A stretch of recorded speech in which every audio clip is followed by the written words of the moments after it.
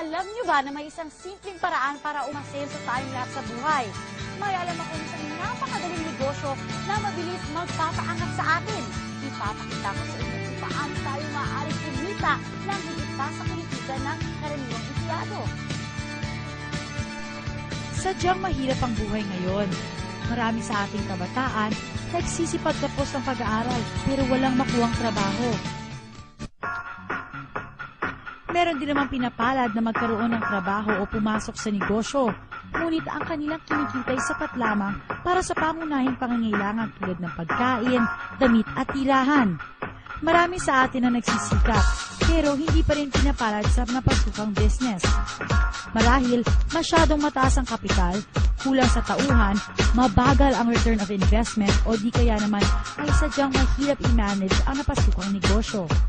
Naniniwala ako na tayong mga Pinoy ay may angking talino at kakayahan dahil ilang beses na natin napatunayan ang ating galing maging sa ibang bansa.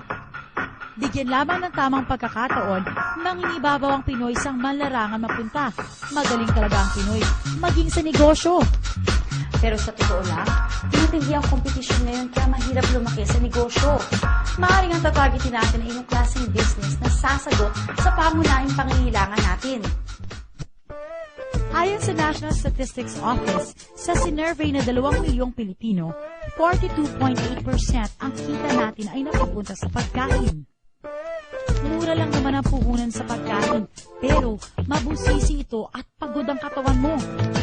13.3% na kita ng Pinoy ay sa upa ng bahay.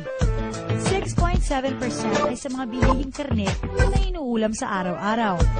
6.5% na pupunta sa gas, kuryente at tubig.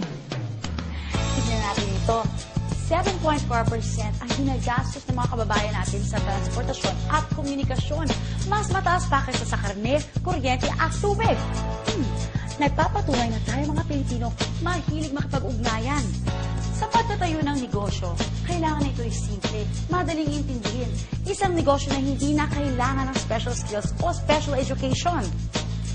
Yung kahit sino kayang gawin ito at hindi na nangangailangan ng malaking kapital.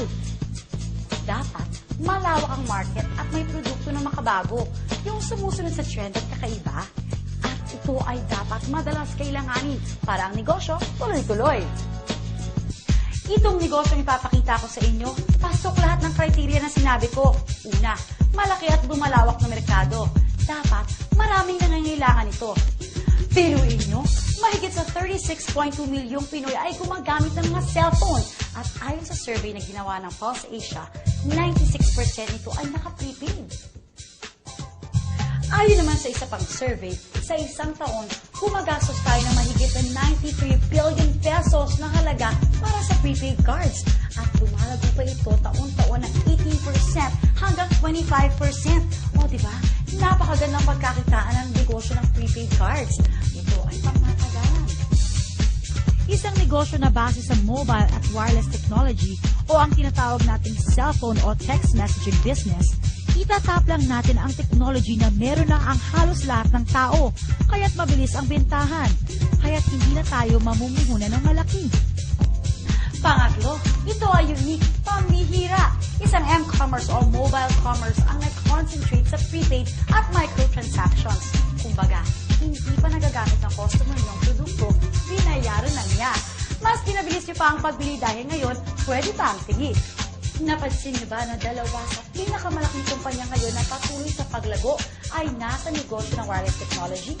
Pinatutunayan ng kanilang tagumpay na ang e-loading ay tinatangkilik ng marami.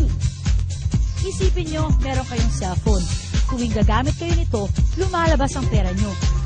Hahayaan na lang ba natin na manatiling puro gastos ang pagkakaroon ng cellphone samantalang pwede naman pala itong pagkakitaan?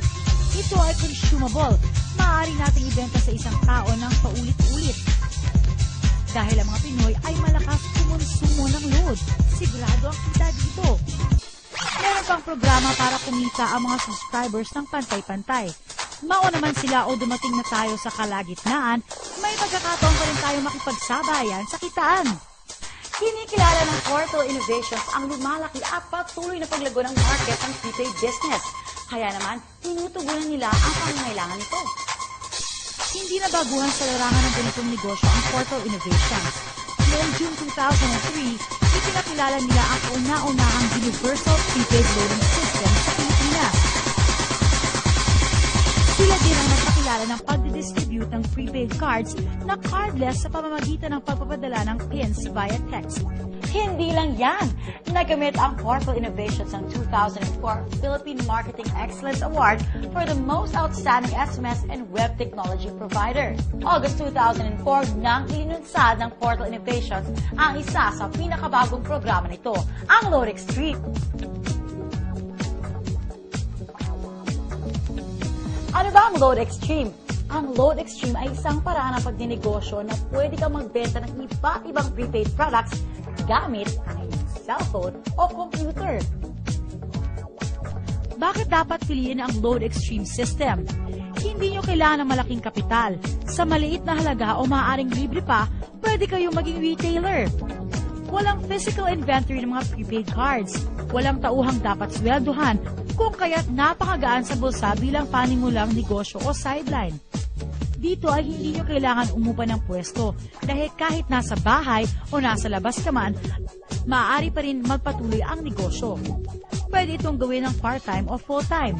Isang cellphone lang ang kailangan nyo para makapagbenta ng iba't ibang prepaid products. At kahit mawala pa ang inyong cellphone, maaari nyo pa rin ipagpatuloy ang negosyo dahil kahit gumagamit kayo ng ibang cellphone, pwedeng-pwede. Basta't i-memorize lang ang inyong ID number at PIK. May website din ang Load Extreme kung saan maaari nyong i-monitor ang real-time record ng inyong sales transactions. Madali i-check ang laman ng inyong load wallet. Dito, makikita kung magkano na lang ang balanse ng inyong load. Kapag sa web ka nagtransact, walang mababawas na pisong load mula sa'yo. At higit sa lahat, sa Load Extreme, ang isang ordinaryong tao tulad natin ay maaaring kumita ng higit sa karaniwan. Lahat ng electronic loads, prepaid cards, insurance, and other products, pinagsama-sama sa isang cellphone. Isang cellphone, pera mo na ang lahat. Ilan lamang ang mga ito sa mga produkto at serbisyong may bibigay sa inyo ng Load Extreme. Wireless card products, over-the-air man, o landline, maging satellite TV o satellite phone services, kahit pa internet, online gaming, at kahit sa advertising o insurance pa man. Pwede kayong magpa-impress sa inyong mga minamahal o maging instant flower shop. Higit pa dyan ang kayang ibigay ng Load Extreme dahil ang vision nila ay maging singular access sa mga produkto at serbisyo na madalas natin bilhin gamit ang isang cellphone. Ito ang future ng prepaid.